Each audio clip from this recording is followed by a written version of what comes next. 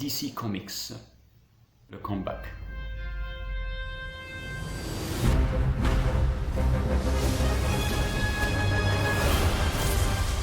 Bonjour et bienvenue dans cette nouvelle vidéo. Je vous souhaite donc la bienvenue et après cette très longue absence de ma part pour laquelle je m'excuse, j'ai décidé donc de faire cette nouvelle vidéo à l'occasion donc de mes vacances puisque donc je n'ai pas pu faire de vidéo durant cette crise de Covid-19 à cause de raisons professionnelles.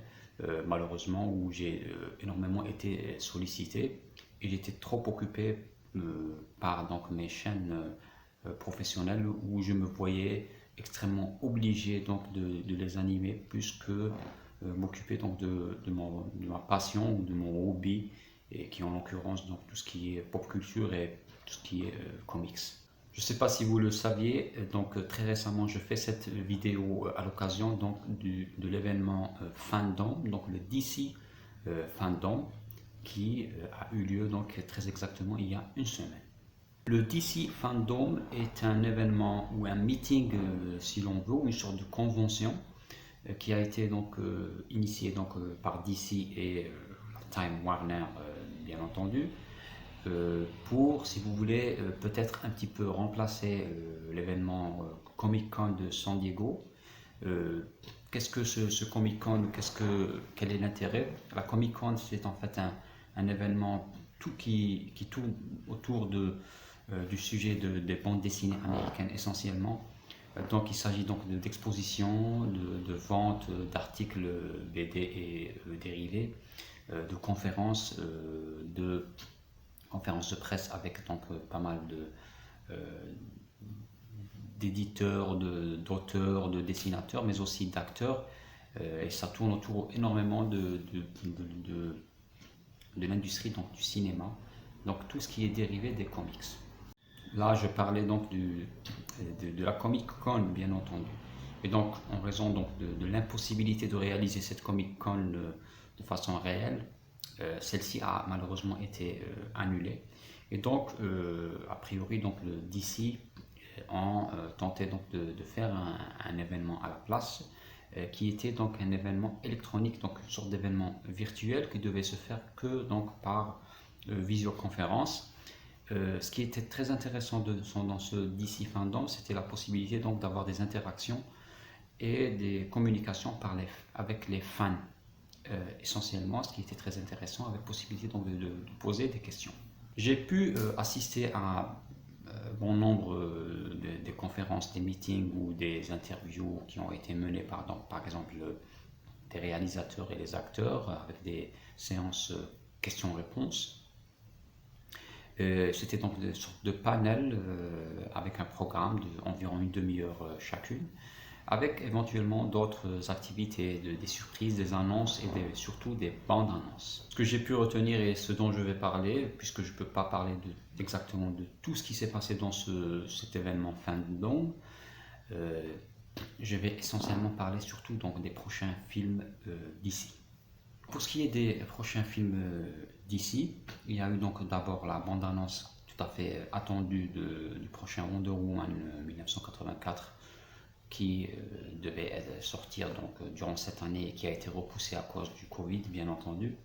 Il y a eu donc de sortes de sneak peek, c'est-à-dire que une sorte de making of, un trailer un petit peu sommaire si vous voulez, avec des scènes de making of de The Suicide Squad, c'est-à-dire la suite du film Suicide Squad, qui semble quand même assez prometteur. Et puis une petite vidéo, si vous voulez, une sorte de teaser sur le prochain Black Adam avec Dwayne Johnson, en l'occurrence The Rock. Ça annonçait, donc ça confirmait si vous voulez le projet The Rock. Pour revenir à ce qui m'intéresse le plus et ce qui m'importe le plus, c'est en fait bien entendu le Snyder Cut, puisque j'étais un fervent défenseur du Snyder Cut depuis le début. Bon, j'ai pas fait d'action principalement, mais de par donc mes hashtags et mes vidéos, je souhaitais qu'il y ait donc ce Snyder Cut, et donc il y a eu donc heureusement un gain de cause.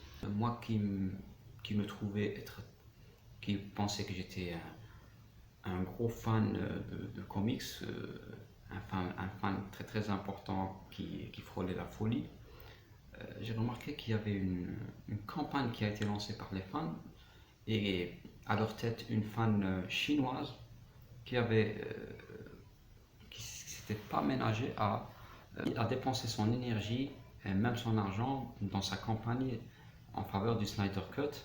Et ça, c'était vraiment très étonnant. Et on voit vraiment l'effervescence des fans d'ici. J'ai pu donc assister à une interview menée ou dirigée par Snyder lui-même. Des séances questions-réponses, plutôt des questions qui ont été posées par des fans et transmises par les acteurs pour lesquels donc, il répondait.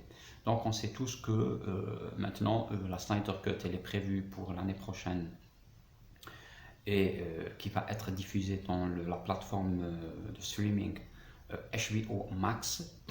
Zack Snyder promet d'essayer de trouver des solutions pour les pays qui n'ont pas ce service de HBO Max, comment ils vont faire soit pour diffuser en cinéma ou dans une autre plateforme accessible à nous. Et le film va être tourné, va durer plutôt 4 heures, avec 4 épisodes d'une heure chacun, et donc promet beaucoup de surprises, beaucoup de scènes que nous n'avions pas du tout vues dans la version Justice League donc, du cinéma, ce qui me paraît très alléchant. J'espère donc qu'on va être satisfait. Dans le trailer de Snyder Cut, qu'est-ce qui m'a plu, qu'est-ce qui m'a déplu? D'abord pour ce qui est des traitements de Darkseid et de Steppenwolf, l'image 3D ne m'a pas semblé très intéressante. Les effets spéciaux ne sont pas très plaisants.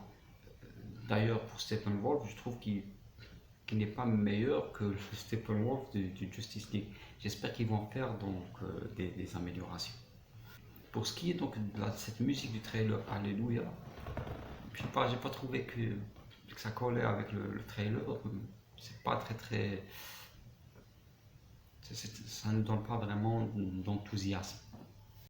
J'ai trouvé que donc les images du trailer, il n'y avait aucune image qui était vraiment qui sortait vraiment du lot. Voilà, donc le trailer ne m'a pas vraiment étonné. Pour être franc, ça ne m'a pas étonné plus que ça, et j'espère qu'il y aura d'autres surprises dans le film finalisé. L'autre grand événement, bien entendu, c'est la bande-annonce du prochain Batman, intitulé The Batman, par Matt Reeves, je crois. C'est un film qui paraît très noir, mais qui paraît très intéressant. Il m'a même semblé qu'il y ait un certain style un peu ancien, je dirais peut-être des années 40. Il y a ceux, de grands connaisseurs, qui parlent de l'expressionnisme allemand, comme on dit. Le Robert Pattinson, que je ne voyais pas très bien dans le Batman, finalement, son déguisement et le traitement qu'il a subi est très intéressant, et je pense qu'il est très fond dans le décor, et on va voir ce qui se passe donc avec ce film prévu, je pense, pour 2022, puisque a priori il n'y aurait que 30% du film qui aurait été tourné. Pour le reste, bien entendu, il y a beaucoup d'informations. D'abord, pour ce qui est des jeux, je tiens à informer que je ne suis pas très jeu du tout. Je ne suis pas du tout un gamer. J'ai bien sûr joué certains jeux autrefois, mais je ne suis pas du tout un mordu de jeu, puisque je trouve que je n'ai pas assez de temps de jouer. Je trouve qu'un petit peu que c'est une perte de temps, mais bien sûr, j'espère que je vais choquer personne. Mais pour le temps dont je dispose, le peu de temps dont je dispose ne me permet pas donc d'aller jouer au jeu. Voilà. Maintenant, si je disposais de beaucoup plus de temps, peut-être que je m'y intéresserais. Mais ce qui est bizarre, c'est que en visualisant une annonce autour d'un des jeux, par exemple le Arkham Knight, j'étais très intéressé. Le visuel est il est très attrayant, très intéressant. Ça tourne autour, je pense, d'une mort du Batman et qui serait relayée par ces quatre disciples, si vous voulez, qui donc protégeraient la ville. Et ça, je trouve que le jeu est très très intéressant d'un point de vue graphique. Voilà, c'était juste mon petit résumé autour du DC Fandom. J'espère que tout ce qui a été annoncé va se tenir et va assurer la qualité. Et donc je vous dis au revoir pour d'autres aventures.